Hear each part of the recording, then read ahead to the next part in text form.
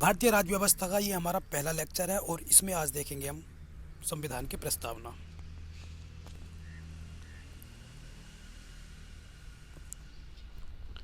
प्रस्तावना संविधान के परिचय अथवा भूमिका को कहते हैं। प्रस्तावना को उद्देशिका भी कहते हैं, इस बात का ध्यान रखना। प्रस्तावना को उद्देशिका भी कहते हैं। अगर कहीं उद्देशिका भी लिखा हुआ आता है तो उसका मतलब होगा प्रस्तावना। 13 दिसंबर 1946 को संविधान सभा में जवाहरलाल नेहरू द्वारा उद्देश्य प्रस्ताव प्रस्तुत किया गया था। उद्देश्य प्रस्ताव, तो ये प्रस्तावना जो है उद्देश्य प्रस्ताव पर आधारित है, उसी उद्देश्य प्रस्ताव पर आधारित है जो 13 दिसंबर 1946 को पेश किया गया था जवाहरलाल नेहरू द्वारा। तो इसे प्रस्ताव को, जो उद्देश्य प्रस्ताव था, इसे पारित कर दिया गया था 22 जनवरी 1947 को। ठीक है। प्रस्तावना को संविधान की आत्मा भी कहा जाता है। क्यों कहा जाता है? क्योंकि इसमें संविधान के बारे में सब कुछ बहुत संक्षेप में शामिल है। प्रस्तावना को कहाँ से ग्रहण किया गया है?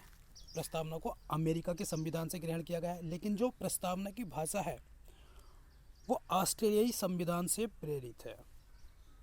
उसका प्रभाव ज़्यादा है ऑस्ट्रेलियाई संविधान का। उद्देशिका घोषणा करती है कि संविधान अपनी शक्ति सीधे जनता से प्राप्त करता है। क्योंकि जब हम प्रस्तावना पढ़ते हैं तो प्रस्तावना में सबसे प्रारंभ में आता है हम भारत के लोग। ठीक, तो यानी कि स्रोत क्या है इसका? भारत की जनता।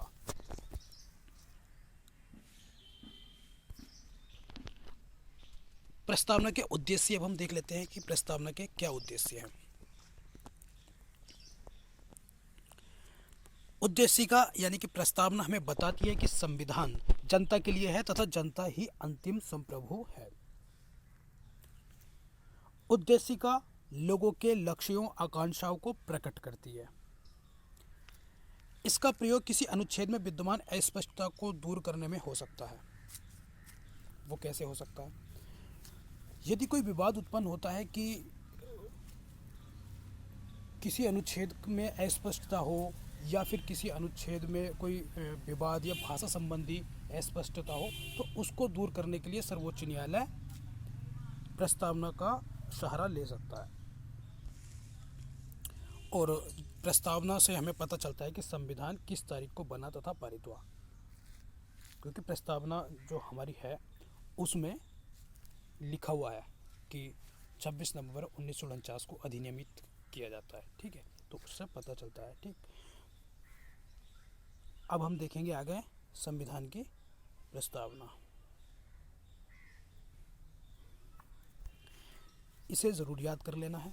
हम भारत के लोग भारत को एक संपूर्ण प्रभुत्व संपन्न समाजवादी पंथनिरपेक्ष लोकतंत्रात्मक गणराज्य बनाने के लिए तथा उसके समस्त नागरिकों को सामाजिक, आर्थिक और राजनीतिक न्याय, विचार, अभिव्यक्ति, विश्वास, धर्म और उपासना की स्वतंत्रता, प्रतिष्ठा और अवसर की समता प्राप्त कराने के लिए तथा उन सब में व्यक्ति की गरिमा और राष्ट्र की एकता और अखंडता सुनिश्चित कराने वाली बंधुता बढ़ाने के लिए दृढ़ संकल्पित होकर अपनी संविधान सभा में आज तारीख 26 नवंबर 1949 ईस्वी को एतत् द्वारा इस संविधान को अंगीकृत, अधिनियमित और आत्मार्पित करते हैं। ठीक है, प्रस्तावना को जरूर याद कर लेना क्योंकि अधिकांश क्वेश्चन इसी प्रस्तावना से बन जाएंगे। प्रस्तावना का स्रोत क्या है? भारत के लोग हैं। ठीक, अब इसमें यह भी दिया हुआ है कि प्रकृति कैसी है भारत के संविधान की या भारतीय लोकतंत्र की प्रकृति कैसी है। संपूर्ण प्रभुत्व संपन्न है, समाजवादी है, पंथनिरपेक्ष है, लोकतंत्रात्मक है, गणराज्य है। तो ये भारत की प्रकृति पता चल गई है। और प्रस्तावना से हमें क्या पता चलता है? न्याय। क्वेश्चन इस तरीके से पूछे जाते हैं कि भाई न्याय प्रस्तावना में या उद्देशिका में कितने प्रकार के न्याय की व्यवस्था की गई है। तो इसमें 3 प्रकार के न्याय की चर्चा की गई है। कौन कौन से? सामाजिक, आर्थिक और राजनीतिक न्याय, तीन प्रकार के न्याय, तीन प्रकार के न्याय, सामाजिक, आर्थिक और राजनीतिक न्याय। क्वेश्चन आता है कि स्वतंत्रता कितने प्रकार की, तो 5 प्रकार की स्वतंत्रता की इसमें बात की गई है। विचार, अभिव्यक्ति, विश्वास, धर्म और उपासना। विचार, अभिव्यक्ति, विश्वास, धर्म और उपासना की स्वतंत्रता, ठीक है, यानी कि 5 प्रकार की स्वतंत्रता है। और समता ये भी आता है कितने प्रकार की समता, 2 प्रकार की समता, प्रतिष्ठा और अवसर की समता, ठीक है। और यहाँ पर हमें इस प्रस्तावना से ये भी पता चलता है कि संविधान को कब अधिनियमित यानी कि अपनाया गया था। तो इसमें तारीख दी गई है 26 नवंबर 1949 ईस्वी को अपनाया गया था। यानी कि इस तारीख को संविधान के कुछ अनुच्छेद यानी कि 15 अनुच्छेद लागू कर दिए गए थे, और जो बाकी का संविधान था, बाकी के अनुच्छेद थे, वो लागू किए गए थे 26 जनवरी 1950 को। तो इसे ज़रूर याद कर लेना, ठीक है। आगे देखते हैं हम इसे हम बाद में देखेंगे।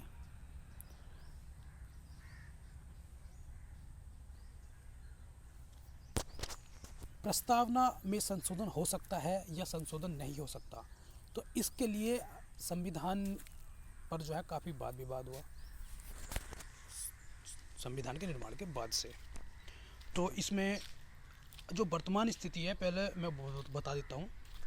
इसमें संशोधन हो सकता है, वर्तमान में इसमें संशोधन हो सकता है, और इसमें अब तक एक संशोधन हुआ है। प्रस्तावना में अब तक एक संशोधन हुआ है। कौन सा?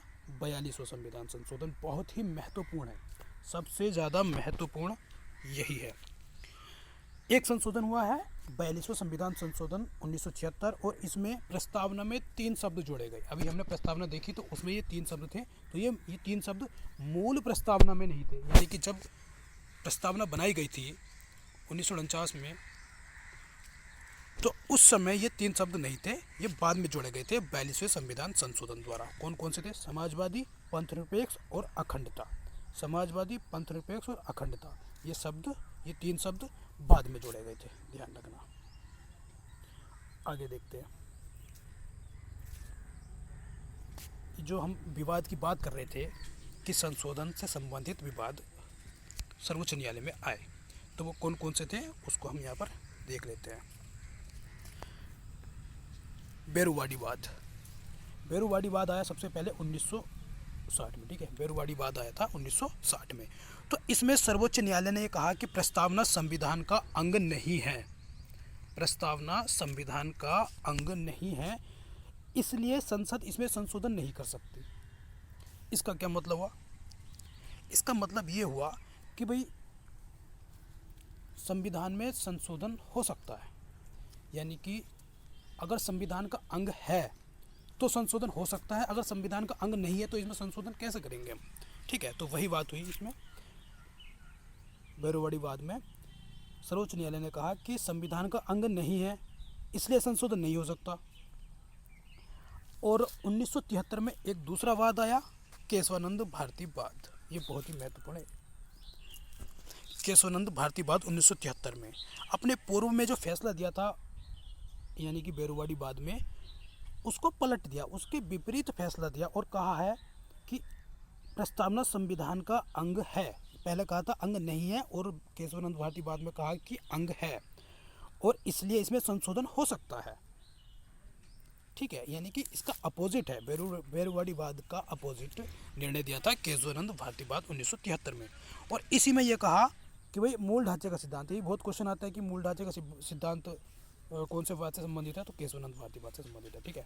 तो मूल ढांचे का सिद्धांत दिया कि भाई संशोधन तो कर सकती है संसद प्रस्तावना में, लेकिन नकारात्मक संशोधन नहीं कर सकती। यानी कि अगर इसे कमज़ोर कर रही है, जो इसके मूल शब्द हैं, जो मूल ढांचे के अंतर्गत आते हैं, उनको संशोधित नहीं कर सकती। तो मूल ढांचे का सिद्धांत है वो हम आगे जो दूसरे चैप्टर देखेंगे उसमें हम देखेंगे कि कौन कौन से मूल ढांचे के अंतर्गत आते हैं, ठीक।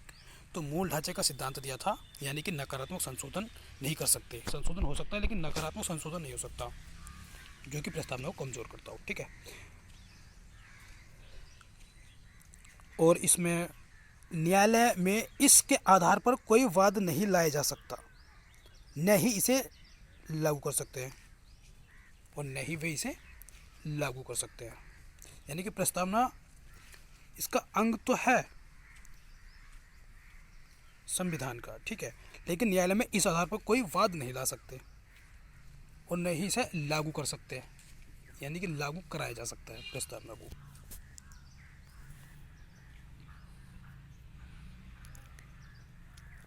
यहाँ पर वही चर्चा की गई है जो हमने अभी ऊपर करी है, ठीक है, ये हमने देख ही लिया है।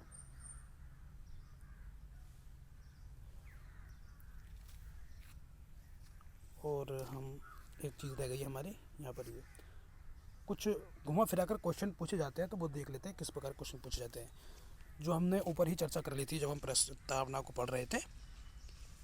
3 प्रकार की न्याय की व्यवस्था, कौन कौन से? सामाजिक, आर्थिक और राजनीतिक न्याय। 5 प्रकार की स्वतंत्रता, विचार, अभिव्यक्ति, विश्वास, धर्म और उपासना की स्वतंत्रता।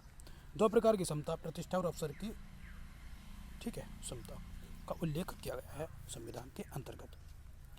और एक क्वेश्चन इस तरीके से पूछा जाता है कि भाई प्रस्तावना को संविधान के परिचय पत्र की संज्ञा किसने दी? तो किसने दी? N.A. पालकीवाला ने, N.A. पालकीवाला ने। ये सब हम पहले ऊपर पढ़ चुके हैं, तो दोबारा देख लेते हैं। देखिए, भारत के संविधान का स्वरूप कैसा है? संपूर्ण प्रभुत्व संपन्न है, समाजवादी है, पंथनिरपेक्ष है, लोकतंत्रात्मक है, गणराज्य है, ठीक है। और इसमें प्रस्तावना में कुछ शब्द आए, जैसे कि स्वतंत्रता, समता और बंधुत्व शब्द आए थे ना, तो ये कहाँ से लिया गया है? स्वतंत्रता, समता और बंधुत्व का आदर्श लिया गया है फ्रांस की क्रांति से, जो 1789 से 1799 के बीच हुई थी फ्रांस की क्रांति, तो वहाँ से लिया गया है स्वतंत्रता, समता और बंधुत्व का आदर्श को। और प्रस्तावना में है सामाजिक, आर्थिक और राजनीतिक न्याय, इसको कहाँ से ग्रहण किया गया है? इसे लिया गया है रूस की क्रांति से। रूस की क्रांति जो 1917 में हुई थी, 1917 में रूस की क्रांति, वहाँ से लिया गया है सामाजिक, आर्थिक और राजनीतिक न्याय के तत्वों को, ठीक है। ये हमने यहाँ पर देख लिया है।